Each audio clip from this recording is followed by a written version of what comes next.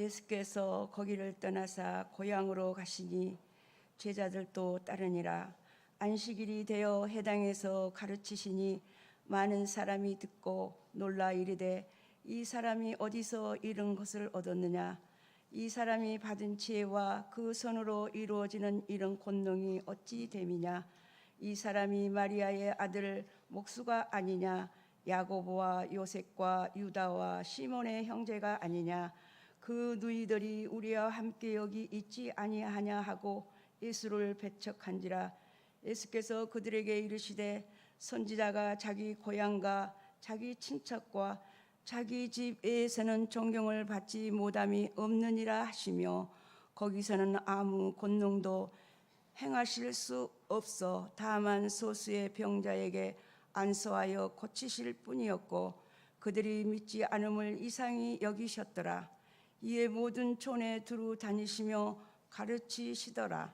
12 제자를 부르사 둘씩 보내시며 더러운 귀신을 제어하는 권능을 주시고 명하시되 여행을 위하여 지팡이에는 양식이나 배낭이나 전대의 돈이나 아무것도 가지지 말며 신만 신고 두 벌옷도 입지 말라 하시고 또 이르시되 어디서든지 누구의 집에 들어가거든 그것을 떠나기까지 거기 유하라. 어느 곳에든지 너희를 영접하지 아니하고 너의 말을 듣지도 아니하거든 거기서 나갈 때에 발 아래 먼지를 떨어버려 그들에게 증거를 삼으라 하시니 제자들이 나가서 회개하라 전파하고 많은 귀신을 쫓아내며 많은 병자에게 기름을 발라 고치더라. 하나님 말씀입니다.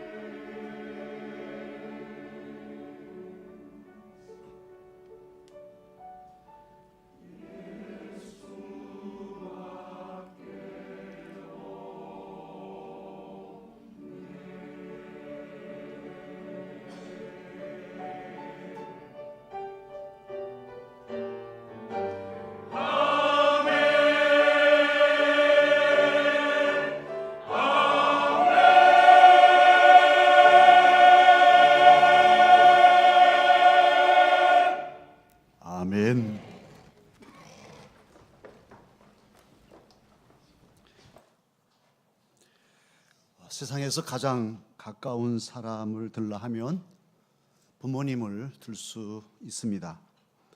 아버님도 귀하고 가깝지만 정서적으로는 어머니 하면 가장 가까운 분이시죠. 나이가 들어도 어머니는 항상 어머니입니다.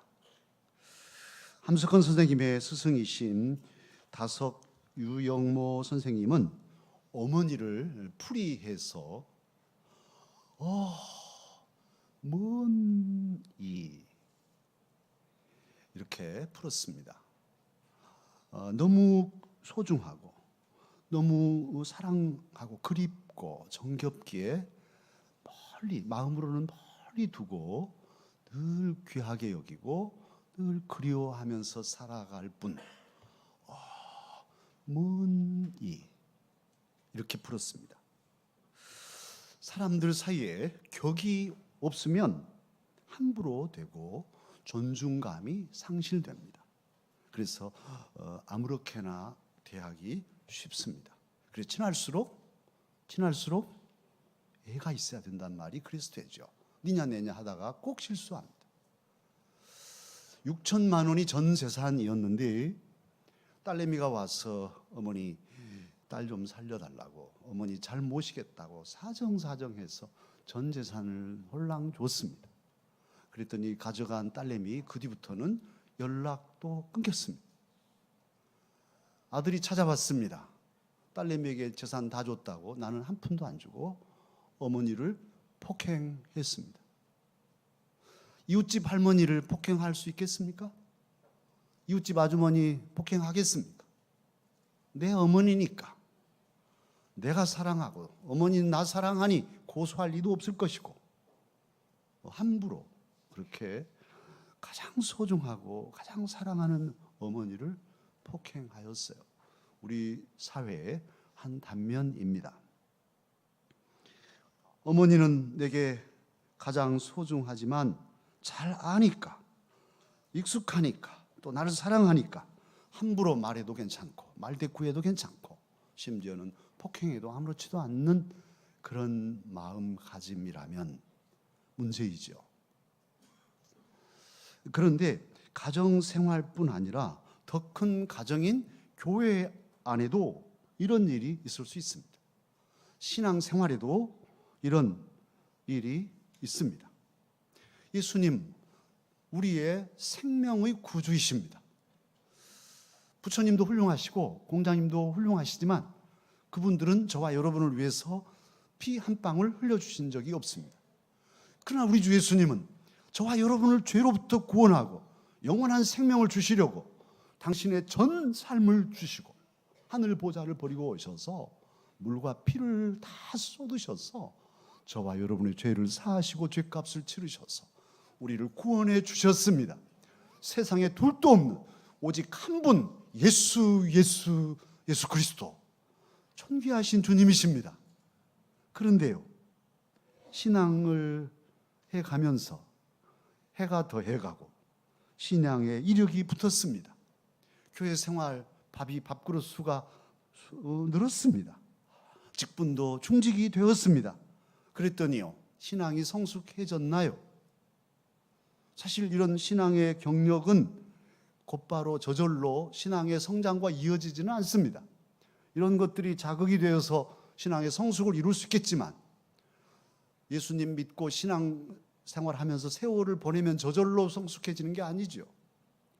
오히려 그렇게 교회 생활에 익숙해지니까 뭐가 보이고 사람들이 보이고 이제 안이함에 빠져들고 그래서 모든 신선함을 잃어버리고 타성에 젖는 이런 경우들이 적지 않습니다. 예배 어떻습니까?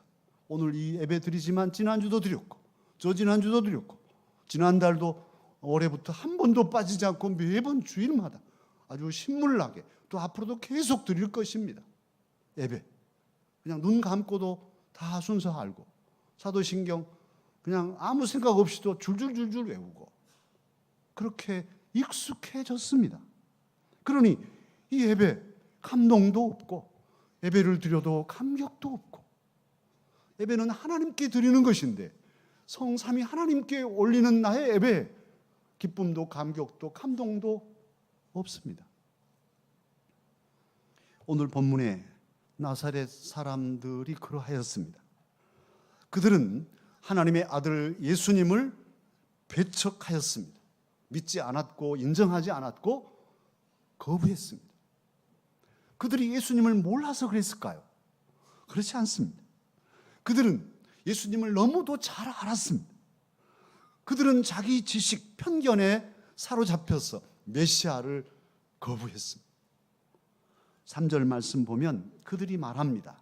예수님을 가리켜서 뭐라고 하냐 하면 이 사람이 마리아의 아들 목수가 아니냐, 야곱보와 요셉과 유다와 시몬의 형이 아니냐, 그 누이들 우리와 결혼해서 우리와 살림하고 살지 않냐, 그렇게 예수님을 말하고 있습니다. 예수님의 능력과 그 가르치심에 깜짝 놀라면서도 어디서 이런 가르침이 나오지 하면서 이해할 수 없는 신비함을 느끼면서도 예수님을 아는 그들의 지식과 그들의 편견이 예수님이 구주이심을 믿지 못하게 가로막고 예수님을 배척하게 하였습니다. 특별히 예수님은 마리아의 아들로 나셨죠. 그러나 아버지는 족보상 요셉입니다. 그런데 나사렛 동네 사람들은 다 알고 있습니다. 저 예수라는 사람은 결혼하기 전에 엄마 배에 이미 잉태해서 왔다고. 성령으로 동정녀, 다시 말하면 수처녀 마리아에게서 태어나신 분이 예수님이시잖아요. 그런데 나사렛 사람들은 다 알아요. 그러기에 오늘 뭐라고 말씀하냐면 요셉의 아들 목수가 아니냐 이렇게 말하지 않고 마리아의 아들 목수가 아니냐, 이 말을 달리하면 애비 없는 자식 아니냐, 지금 그런 것이죠. 그들은 결코 예수님의 출생의 비밀까지 아는 그들로서는 예수님을 하나님의 아들로 인정할 수 없었고 메시아 구주로 믿을 수 없고 받아들일 수 없었습니다. 그리고 그런 믿음 없는 그들에게 예수님은 은혜와 기적을 행하시지 않습니다. 우리가 기억할 일이 있습니다. 우리 주 예수님은 우리로 하여금 믿게 하시려고 기적을 행하신 분이 아니십니다. 믿는 이들에게 기적을 행하시고 은혜를 베풀어 주시는 주님이십니다. 주님은 존귀하신 주님이신데 너희들 내 능력 보고 나를 높여줘, 그렇게 기적을 행하시지 않습니다. 주님은 존귀 여기는 이들에게, 주님을 귀히 여기는 하나님의 사람들에게 은혜를 베푸시고 기적을 행하시는 주님이십니다. 오늘 그래서 나사렛에서는 다른 지역에서 행하던 그런 능력과 이사를 행하시지 않습니다. 발길을 돌이키십니다. 사랑하는 강서 가족 여러분, 우리가 잘 아는 예수 그리스도는 너무 잘 알기에 이제 식상한 메시아이십니까? 찬송을 해도 별로 기쁨도 없고 주님 높이자고 해도 그 양반이 그 양반인데 이러십니까? 함부로 대해도 좋을 하찮은 분이십니까? 그렇지 않습니다. 예수님은 한 분, 저와 여러분의 영원한 구주이십니다. 아버지 하나님께로 갈 다른 이름은 우리에게 주시지 않았어요. 예수님 없으면 우리는 영영 죽을 죄인들이지요. 이 주님, 존귀하신 주님, 거룩하신 주님, 하나님의 아들이시고 성자 하나님이신 우리 주님은 영원히 존귀함을 받으실 분이십니다. 그런데 실제 우리의 삶에는 존귀함이 있냐고요? 조금 전에 T 성경 공부한다고 광고 드렸습니다. 근데 성경 공부가 아니고 사실은 말씀 훈련이죠. 공부로 하면 안 돼요. 머리 공부만 되면 많이 알게 되는데 어떻습니까? 성경을 공부하고 예수님을 알면 안 만큼 예수님을 소중히 여기고 그분께 내 모든 걸 다해서 정성으로 섬겨야 할 것인데 그렇게 됩니까? 예수님을 공부하고 성경 말씀을 읽고 예배 드리면서 예수님을 알면 알수록 주님의 몸인 교회를 사랑하고 정성으로 섬겨야 할 것인데 그렇게 하고 있는지요? 익숙하지만 평범한 일상생활 속에서 늘 새로운 감사, 감격을 느끼며 사는 사람이 있다면 그는 천국의 사람입니다. 오늘 오시면서 오늘처럼 하늘이 맑을까요? 정말 기분이 너무 좋습니다. 그 하늘에 해가 떠 있었어요. 그런데 어떻습니까? 하루하루 살아오시는 동안 해를 생각하고 햇빛을 보시면서 그 해를 의식하며 사신 적이 있나요? 그냥 해가 떴지만 어제도 뜨고 작년도 10년 전에도 뜬 그 해 아무 생각 없이 해가 있는지도 모르고 열심히만 살고 있지는 않습니까? 저는 점심이면 점심을 먹고 차 한 잔을 마시면서 꼭 필마공원을 바라보며 시도 짓고 정말 볼 때마다 은혜를 받습니다. 햇살이 내리는 필마공원의 나무들, 저 푸름이 아주 이제 짙어졌습니다. 오늘 가실 때 한번 보십시오. 햇살이 얼마나 아름다운지. 이 햇빛을 받아서 나무들이 살아서 아주 푸르게 일어서고 있습니다. 그런데 그 해를 비춰주시는 하나님을 생각하고 한순간이라도 감사하고 주님께서 이 햇살을 내리셔서 감사합니다. 이렇게 삶을 일상 속에서 하나님을 보며 살아가고 있냐고요. 그 애가 그 애지 뭐. 이렇게 바삐만 살아가고 있다면 문제이죠.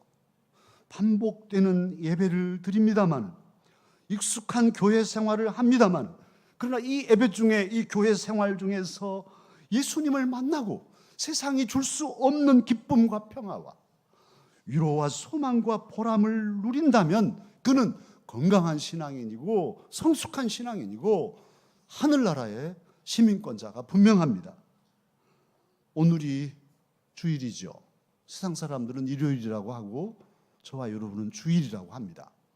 왜 주일일까요? 주님의 날이란 말이에요. 이 날은 주님 날이에요. 왜 주님의 날입니까? 이날 우리 주 예수님께서 이 날에 부활하셨어요. 그래서 매 주일은 작은 부활절입니다. 이 날이 왜 주일입니까? 이 날에 성령님께서 강림하셨어요. 그래서 이 날이 작은 성령 강림절, 오순절이에요. 그런데 오늘 주의 성전에 오실 때 이 날에 어떤 마음으로 오셨나요? 오늘은 주님이 부활하신 작은 부활절이야. 오늘 가서 주님 만나겠어. 이런 마음으로 오셨나요? 오늘 주일인가? 그리고 주일이네. 그리고 오셔가지고 지금 계시는 건 아닌지요. 이 날이 주의 날. 이 날이 주님이 부활하신 날. 죽음의 권세를 꿰뚫고 승리하신 날. 하늘에서 성령이 강림하신 은혜의 날. 이 날에 나도 주님을 배우리. 그런 마음이 있으신가요? 한번 점검해 보십시오. 지금 여기서 여러분 마음에 예배드리고 있는, 하나님께 예배하고 있는 이 주일에 예배드리고 있는 여러분 마음속에 감격이 있는지, 감사가 있습니까? 없다면 왜 없습니까? 왜 내가 지금 예배드리고 있는데 이 주일에 그 죽음을 이기신 주님이 부활하신 그날에 하나님께 예배드리는 이 마당에도 내게 감격도 기쁨도 없다면 왜 없습니까? 익숙함의 함정에서 벗어나십시다. 마음을 새롭게 해서 신앙생활을 하나하나 의미 있게 살아가십시다. 그냥 둥덩거리며 대충대충이 아니라 하나하나를 꼼꼼하게 마음을 모아서 주님을 만나며 주님을 느끼며 주의 임재 속에 살아가는 저와 여러분이 되십시다. 다 안다는, 나도 다 알아. 이 다 안다는 편견에서 벗어나서 늘 어린 마음으로, 늘 새 마음으로 말씀을 배우고, 한 말씀 배우면 또 아기처럼 기뻐하고, 이런 순수함으로 주님을 믿고 섬기는 저와 여러분이 되기를 주님은 원하십니다. 지난주에 우리는 마가복음 5장 36절 말씀에서 큰 위로와 힘을 얻었지요. 두려워하지 말고 믿기만 하라. 얼마나 큰 힘입니까? 정말 한 주간 이 말씀이 우리에게 힘이었어요. 어떤 상황에서도 주님이 직접 말씀하신 두려워 말고 믿기만 하라 하는 이 말씀이 우리에게 용기를 주었는데요. 그런데 그러면 그 믿는 믿음은 어떤 믿음이어야 할까요? 예수님을 믿고 예수님의 말씀을 믿고 담대하게 전진하는데 그 믿음은 또한 어떤 믿음으로 주님을 믿어야 할까요? 그 대답이 오늘 본문에 있습니다. 그 대답은 온전한 믿음으로 주님을 믿고 두려워하지 말고 전진하라, 이런 말씀이에요. 물론 오늘 본문에 온전한 믿음으로라는 구절은 없습니다. 그러나 오늘 본문을 잘 살피면 주님께서는 우리에게 온전한 믿음으로 세상을 살라고 하시는구나 하는 것을 능히 알 수 있습니다. 오늘 본문 7절에 보면 예수님은 제자들을 둘씩 짝지어서 복음을 전하도록 마을로 보내십니다. 8절에 보면 그 전도 여행을 보내시면서 제자들에게 무엇을 준비시키시냐 하면 달랑 지팡이 하나만 준비하게 하십니다. 지팡이 하나는 가져가도 되지만 나머지 양식도 가져가지 말고 배낭도 가져가지 말고 전대에 돈주머니에 돈도 가져가지 마라. 아무것도 가져가지 마라. 이러십니다. 신발도 한 컬레만 딱 신고 옷도 2벌 껴입지 마라. 이스라엘 문화 속에서는 이제 남의 여관에 간다든 남의 집에 이제 민박을 하게 되면 모르지만 그렇지 않으면 이제 거리에서 잠을 자게 되잖아요. 그러면 추우니까 예비용으로 옷을 하나 더 가져가서 그때 추우면 이제 2벌 껴입고 자면 됩니다.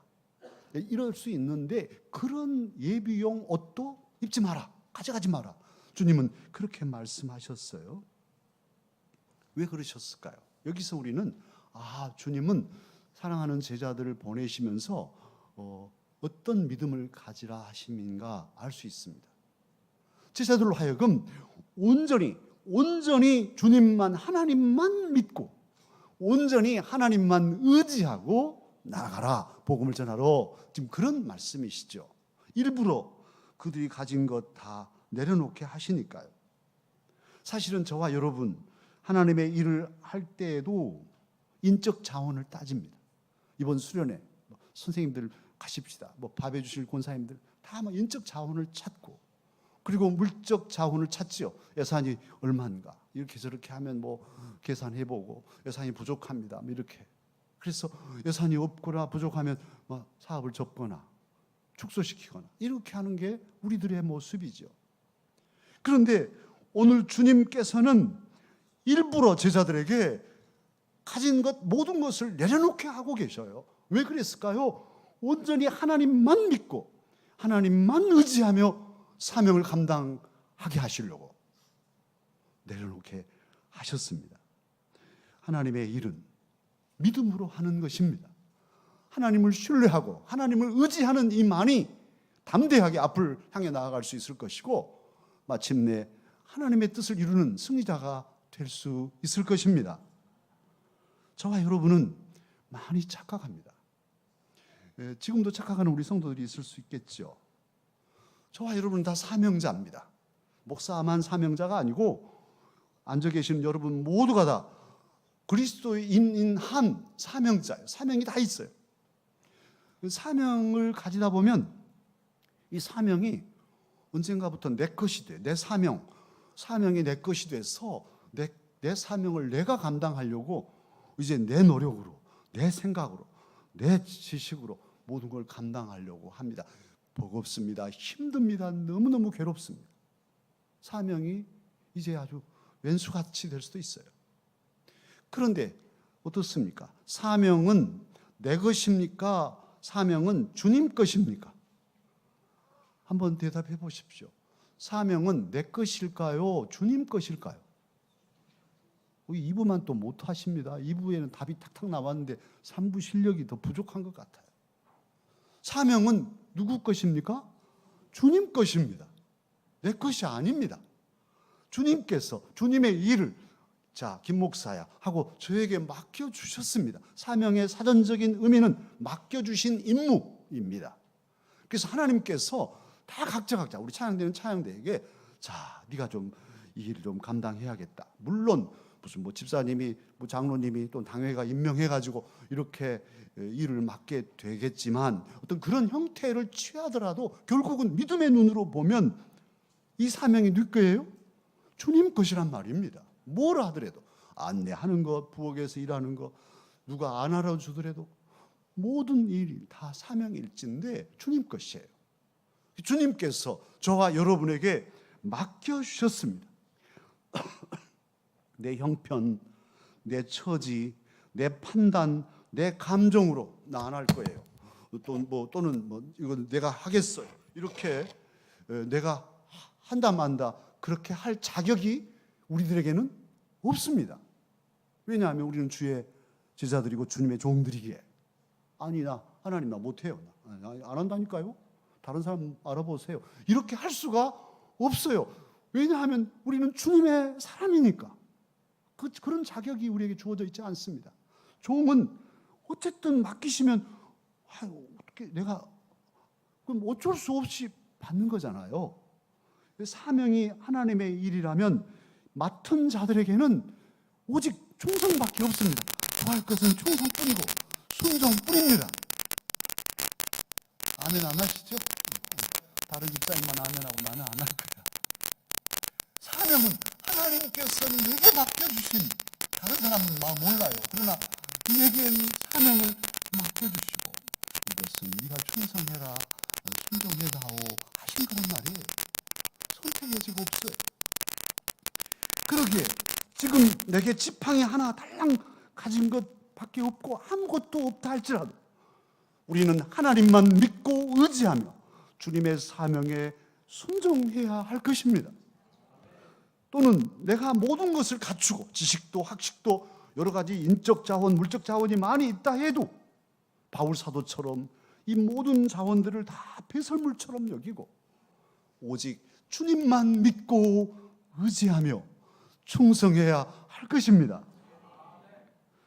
우리 주 예수님께서도 고향이 있으셨어요. 저는 말씀을 준비하면서 예수님도 고향이 있으셨네. 그리고 고향에 가셨습니다. 고향에는 친구들도 있었습니다. 어릴 때 중마고 대나무 가랑이에 끼어가지고 돌아다니며 놀던 친구들도 있었겠죠. 그리고 다 자자오 일촌 친척들이 거기 다 있었을 것이에요. 예수님도 고향을 사랑하셨습니다. 예수님도 고향 사람들을 사랑하셨습니다. 그런데요, 바로 그 주님이 사랑한 고향 사람들, 고향의 친구들, 친척들, 친지들이 예수님을 부인하고 예수님을 배척하였습니다. 가장 가까운 그들이 예수님을 믿지 않고 불신하고 거부하였습니다. 주님은 이 사실을 가장 가까운 사람들에게 고난을 당하시고 상처를 입으신 예수님은 이 사실을 마가로 하여금 기록하게 하시고 오늘은 저와 여러분에게 읽게 하시고 또 설교로 듣게 하십니다. 어떻습니까? 그것은 바로 저와 여러분도 주님처럼 가까운 사람들에게 상처를 입을 수 있으니 조심하라. 그리고 입을 때에도 나를 생각하라 하신 게 아니겠습니까? 우리는 살면서 여러 상처를 입습니다. 그런데 이웃집 아저씨한테 절대 상처 입지 않습니다. 우리 집 아저씨한테 상처를 입습니다. 이웃집 아줌마한테는 절대 상처 안 입어요. 그러나 우리 집에 계신 아줌마한테는 상처를 입을 수 있어요. 이게 사랑하니까, 가까우니까 오히려 상처가 됩니다. 다른 교회, 우리 예성교회 장로님들 오셨지만 예성교회 성도들 때문에 우리가 상처 입지는 않습니다. 그런데 강서 식구들 우리끼리는 서로 상처를 입을 수 있습니다. 참 이게 아이러니컬한 일입니다. 이게. 그래서 사랑하니까, 가족이니까 상처가 된단 말이에요. 오늘 주님은 말씀하십니다. 혹 상처 입더라도, 사랑하는 가족에게 상처를 입더라도 스승이시고 주님이신 주님도 상처를 입으시고 그 상처를 견디시며 사명을 완수하셨듯이 저와 여러분도 그 상처를 잘 이기고 끝까지 사명의 자리에서 주님의 맡겨주신 사명에 순종하고 충성하라 말씀하십니다. 늘 똑같은 자리, 똑같은 사명, 지루한 일상생활 속에서도 날마다 새롭게 주님을 만나고 주님을 바라보며 주님을 믿고 의지하며 헌신하기를 주님은 원하고 원하십니다.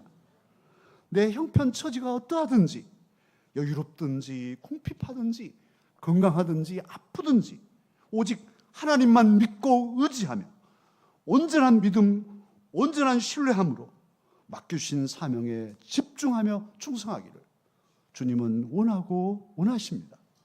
저와 여러분이 그렇게 살아갈 때 언젠가 우리들이 주님 앞에 서게 될 것이지요. 그날에 주님은 저와 여러분에게 말씀하실 것입니다. 잘하였도다, 잘했다 내 사랑하는 종아, 작은 일에 충성하였으니 주인의 기쁨에 참여하라. 착하고 충성된 종이라고 저와 여러분을 칭찬해 주실 것입니다. 기도하겠습니다. 오 사랑의 주님, 감사합니다. 저희들 사랑하시고 오늘 주님의 날에 주의 전에 우리를 불러주셨습니다. 주님을 사랑하고 교회를 사랑하지만 때로는 지치고 때로는 타성에 젖어서 익숙함에 피곤하고 곤하고 감격도 잊어버리고 또는 상처에 아파할 때가 많습니다. 오늘 주님 주의 말씀으로 우리를 위로하시며 온전한 믿음으로 일어서게 하시니 감사합니다. 주의 말씀 붙잡고 사람 바라보지 아니하고 주님 바라보고 참으로 천사람 만사람이 좌우로 흐트러질지라도 주님의 몸인 교회 사랑하며 내 사명을 주님께서 맡겨주신 것으로 믿고 최선 다해 순종하고 충성하며 살겠습니다.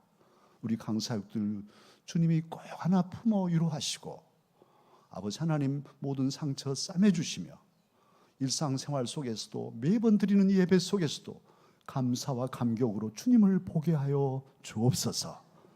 믿사옵고 우리 구주 예수님 이름으로 기도하옵나이다. 아멘. 말씀을 생각